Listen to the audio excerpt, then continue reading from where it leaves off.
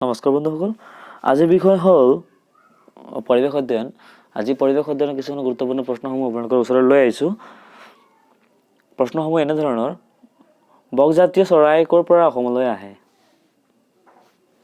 উত্তৰত কি পাওঁ?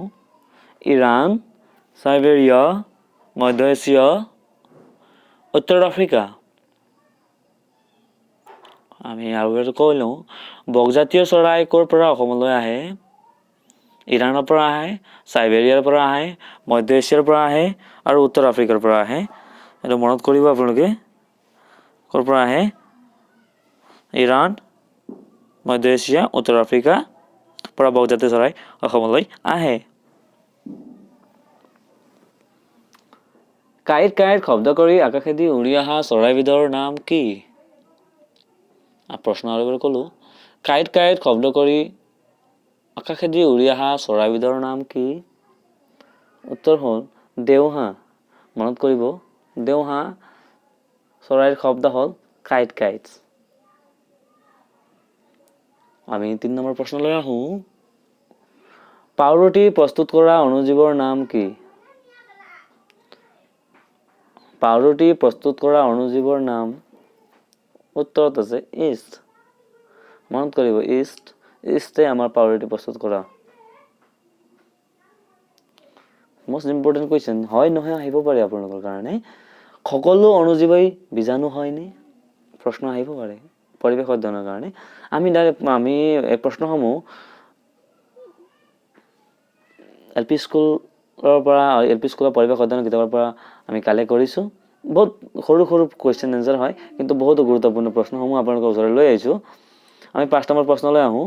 5 নম্বৰ প্ৰশ্ন এনেধৰণৰ: কোনখন ৰাজ্যক পনীয়া সোণৰ ৰাজ্য বুলি কোৱা হয়?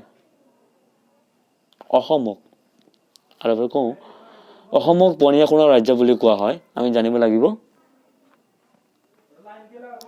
অসমৰ কোনখন জিলাত চূণশিল পোৱা যায়? মনত কৰিব, অসমৰ কোনখন জিলাত চূণশিল পোৱা যায়? কাৰ্বি আংলং জিলাত চূণশিল পোৱা যায়। আৰু মনত ৰাখিবলগীয়া কথা, কাৰ্বি আংলং জিলাত চূণশিল পোৱা যায়। বীজ সংৰক্ষণৰ বাবে ব্যৱহাৰ কৰা পাত্ৰটোৰ নাম কি? বীজ সংৰক্ষণৰ বাবে ব্যৱহাৰ কৰা পাত্ৰটোৰ নাম হ'ল তুম। আপোনালোকে মনত কৰিব, এটা আহিব পাৰিব, বীজ সংৰক্ষণৰ বাবে আমি কি পাত্ৰ ব্যৱহাৰ কৰোঁ, এনেকুৱা ধৰণৰ প্ৰশ্ন আহিব পাৰে। তেতিয়া আমি লিখিব লাগিব কি? তুম। কি লিখিব লাগিব? তুম। ভাৰতে পঠিওৱা প্ৰথম কৃত্ৰিম উপগ্ৰহৰ নাম কি? ভাৰতে পঠোৱা প্ৰথম কৃত্ৰিম উপগ্ৰহৰ নাম হ'ল আৰ্যভট্ট। কি? আৰ্যভট্ট। গোৱালপাৰা আৰু বঙাইগাঁও জিলাক সংযোগ কৰা দলংখনৰ নাম কি? গোৱালপাৰা আৰু বঙাইগাঁও জিলা সংযোগ কৰা দলংখন হ'ল নৰনাৰায়ণ সেতু বুলি কোৱা হয়। কি বুলি কোৱা হয়? মনত কৰিব, নৰনাৰায়ণ সেতু। 10 নম্বৰ প্ৰশ্নলৈ আহোঁ। বগা ভালুক কোন অঞ্চলত থাকে? বগা ভালুক মেৰু অঞ্চলত থাকে। বগা ভালুক কোন অঞ্চলত থাকে? বগা ভালুক মেৰু অঞ্চলত থাকে।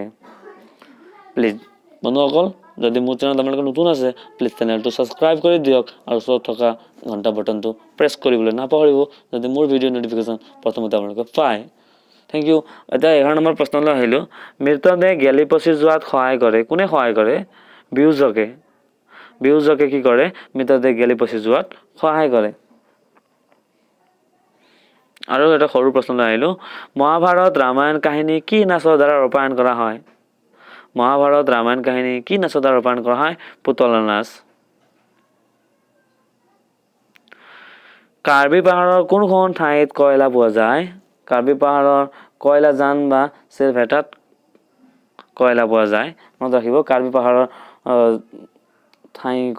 পাহাৰৰ কোনখন ঠাই? কয়লাজান আৰু চিলভেটা বুলি কওঁ। মৰিচাছ দ্বীপত বিলুপ্ত হোৱা গছবিধৰ নাম কি?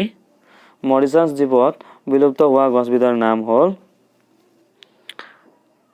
কেলভেৰিয়া মেজ। কেলভেৰিয়া মেজ। পাহাৰত আমি কি খেতি কৰোঁ? পাহাৰত কি খেতি কৰা হয়? প্ৰশ্ন উত্তৰত আছে ঝুম খেতি। আমি জানিব লগা কিছুমান প্ৰশ্ন আপোনালোকৰ প্ৰশ্ন নহয়, কিছুমান বস্তু কৈ দিওঁ আপোনালোকে। কাঁহ শিল্প ক'ত প্ৰস্তুত কৰা হয়?